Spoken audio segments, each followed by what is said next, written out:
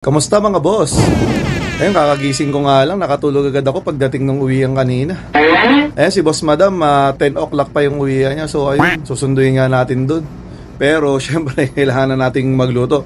So tara, samahan niyo ako magluto.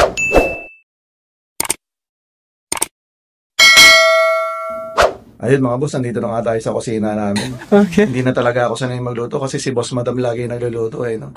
Kaso ngayon Ramadan kasi una ako nakakauwi sa kanya, kaya eto, samahan niyo ako, lutuin natin to. Ito yung lulutuin natin mga boss, yung pusit. Nice. Pag uwi ko kanina, ayan, defrost na natin siya kasi kanina galing siya sa freezer, no, sobrang tikas. Sana all. Ayan, gagamitin natin mga boss. Ayan, walang luya Ayan, ito na lang. Baliktad ako magluto mga boss. Yan, inuuna ko yung sibuyas. Okay. Tapos saka natin lalagay itong bawang na bawang paste. Yan. Sinasaboyan ko kaagad ng paminta yan. Okay. Ayan na yung pusit mga boss. Yan, 1 kilo kasi to, no? Yan. Kasama na rin yan yung baon ko bukas, siyempre. Ito na siya mga boss. Yan. Tingnan nyo. Hindi ko alam yung lasa, hindi ko tinikman. Bahala na siya.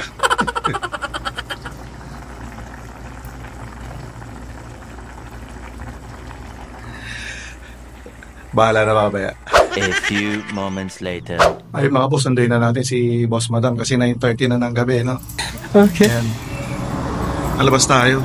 Ayun. Swerte pala, dito lang pala tayo nakapag-park. Nice. Yan, dito lang tayo.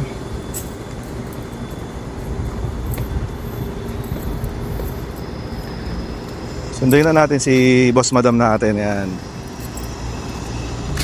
Ayan mga boss, nandito lang tayo sa sasakyan. Sunduin natin si Boss Madam. 10 o'clock yung uwian niya So na ngayon, 9:30 na. Yan, medyo sakto lang siguro to kasi baka traffic na So ayun, nakapambahay na halan tayo, naka-short na lang tayo kasi hindi naman na tayo bababa ng sasakyan. Okay. Pero pa nga tayong hindi naluto doon mga boss, yung pritong galunggong. Ayan yung binili namin sa Kabayan na nakaraan. So mamaya pagdating sa bahay, saka ako ipiprito para mas masarap siya, no? Kasi pag malamig na, hindi na masarap. So ayun mga boss, samahan nyo ako, sunduin na natin si Boss Madam. Tara na! A few moments later. Ayun, nandito na nga kami sa bahay mga boss. Kaya si Boss Madam medyo pagod na, no? So, pagpatuloy natin yung niluluto natin kasi yung pritong galunggong yan para mas masarap yan. Prituin muna natin, sabay kain tayo mga boss. Ayan mga boss, nandito na nga tayo sa kusina ulit. So, lutuin natin yung pritong galunggong. So, ito kayong nabili namin sa Kabayan mga boss ng isang araw. Ayan. Nice. Galunggong, yan parang Pilipinas, no? Galunggong talaga siya. Ayan mga boss. Ayan, nag-request pa si Boss Madam ng talong na prito. Ayan, prituhin natin mga boss.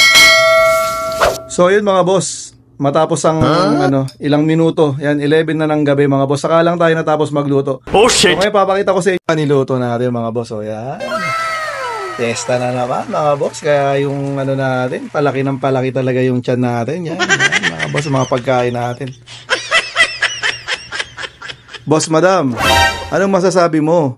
1 taon na yata akong hindi nagluto. So ayan, tikman mo Boss Madam kung anong lasa. Hindi ko tinikman yan Masarap. Nakachamba yata si Boss Pogi, no? Ayan. Kain na tayo mga boss. Ayan, kain na tayo. So ayun mga boss, mukhang nasarapan naman si Boss Madam dun sa luto natin. Chinambahan lang natin mga boss. Ayan, matagal na tayo kasi hindi nagluluto no? So ngayon, buong Ramadan yata mukhang ako yung magluluto. So, ayan, mga boss, unang araw pa lang natin yan. Ayan. So ayun mga boss, hanggang dito na lang. Yan. Bye-bye na mga boss. Salamat.